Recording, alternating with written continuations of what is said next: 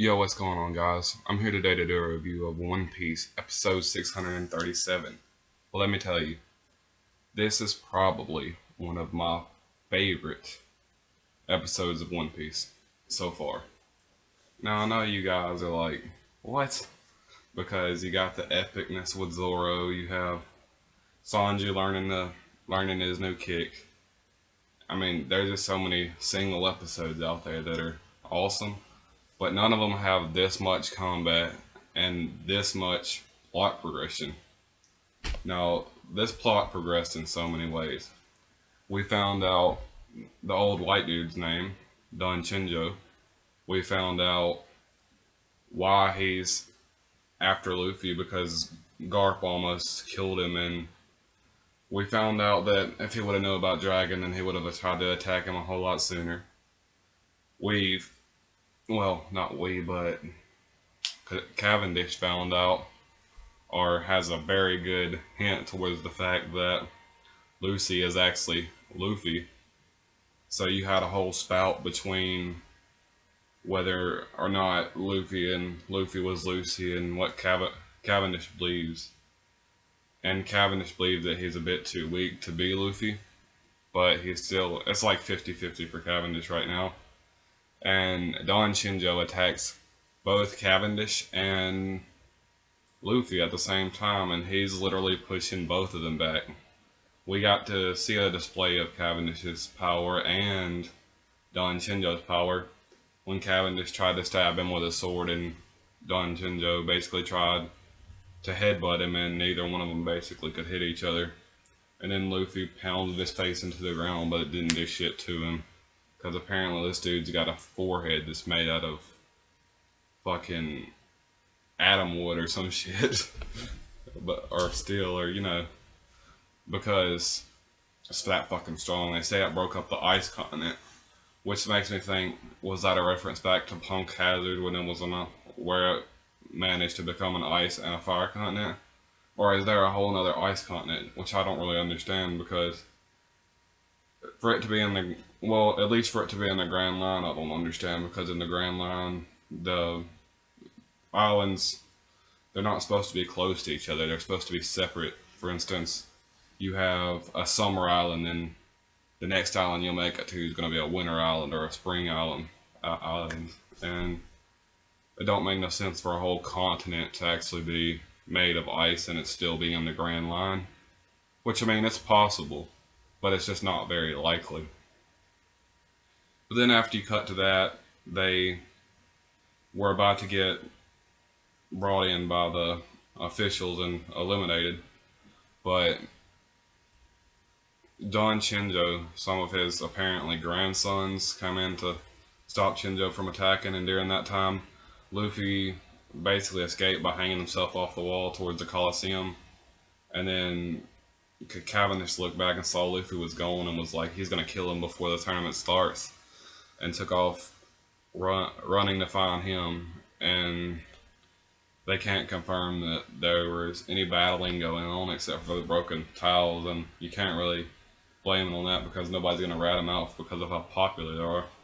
And another thing is Don Shinjo's berries over 500 million, and he's not really on par with Shanks or Roger or Edward Newgate, or even Teach now. But if his bounty's 500 million, imagine what Teach's and Shanks and all of them are actually going to be right now.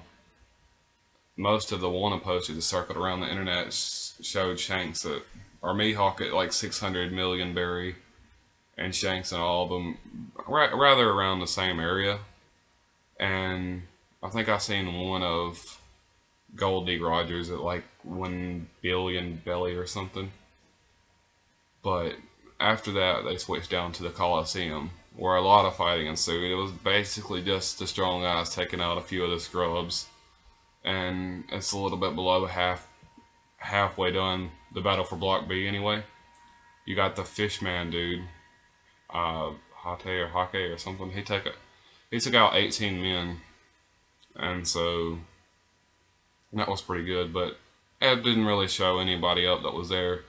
You still see the King Isabella over there charging his punch, and everybody's wondering when he's going to release it. The next thing, you go over to Blue Gilly, which they were trying to make him, like, it seemed, compete with, you know, the Fishman, because they made him go from like 16 to 18 knockouts, which is the same thing that the other guy had, the Fishman.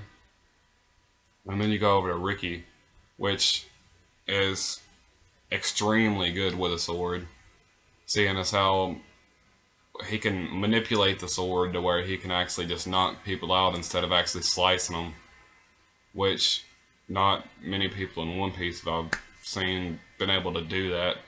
Obviously, there's Mihawk, I'm pretty sure Vista can do it, and Zoro, he started doing it after Alabasta, and the most time that you ever see him do it is when they had the invasion of Iceberg's Manor in Water 7, when he just knocked everybody out and then tried to actually kill them. But no, you got back to some cheap dudes, which one of them kind of reminds me of Caribou back from the Fishman Island arc. It's Jet, and I think his name was Abdul or something. But anyway, basically what they do was Jet or Jeet. It's spelled with J-E-T, but the announcer on the intercom of the stadium pronounced it as Jet, so that's what I'm going to go with. Jet basically would distract him while Abdul would get up behind him and cut him up, and then they had that long tongue sticking out thing that kind of reminds you of, you know, Caribou, and if you watch Naruto, Orochimaru, it kind of reminds me of him and Caesar. And basically they were just taking out strong guy after strong guy. But this next guy had the nerve to just take his dick out in the middle of the Coliseum and start pissing.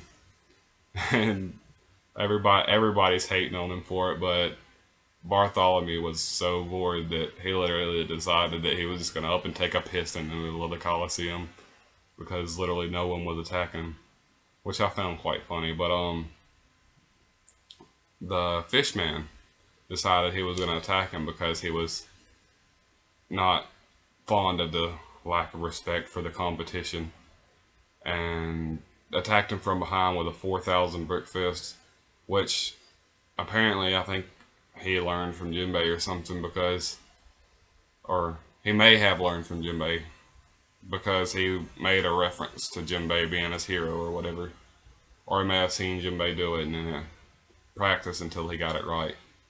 I don't know how the Fishman training system works out about who trains who, but I'm assuming that he either seen Jinbei do it and figured it out, or was trained by Jinbei himself. And basically now you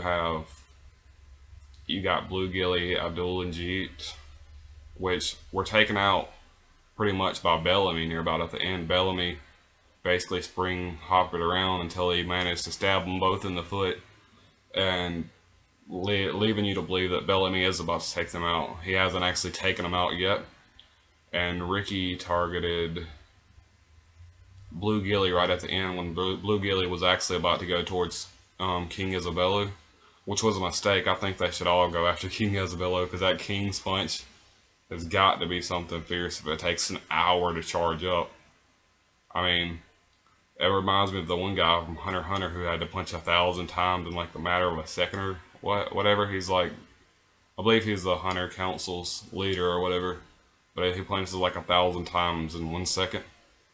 And it took him several years to learn that, but if he can do that in 1 second, imagine what the King can do within an hour.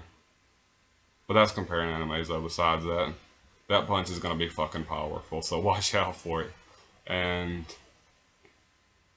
I hope they keep some story up behind all these powerful guys they're introducing, because it's a lot really, but I'd still like to know all of them, other than, you know, just in this little section, because and believe it, like half of them are going to have to, or not half of them, all of them but one are going to have to go out. There's like 5 or 6 extremely powerful guys that should make an effect on the new world. and I would love to, know everything I can about them. And overall, this episode's animation was alright. There was a few sketchy parts during the fight, so like I'm gonna have to give it an 8 out of 10. It's not top of the line animation like we've been seeing. There was actually one guy in there though in the crowd that kind of like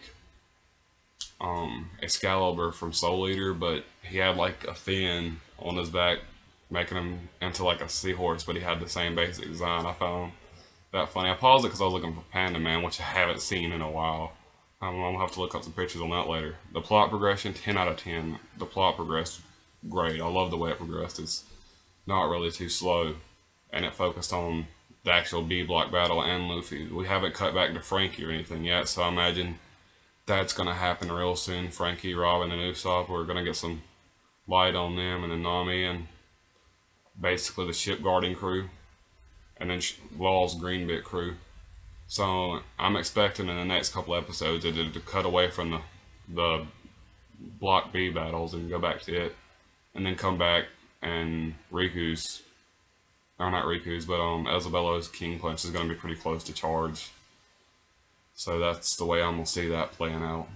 And the plot progression's great, the animation's not so good, and the character development, you've seen a little bit of Cavendish and you've seen a little bit of Don Shinjo, and you've really seen a little bit of everybody that's actually battling in Block B. So I'm going to give the character progression a 10 out of 10.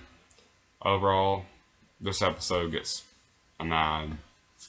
It's for the pure fact that the animation was not as great as it has been, or as great as it should be for the amount of popularity that One Piece has and the amount of money and revenue that they make off of it. It should be a whole lot better, in my opinion.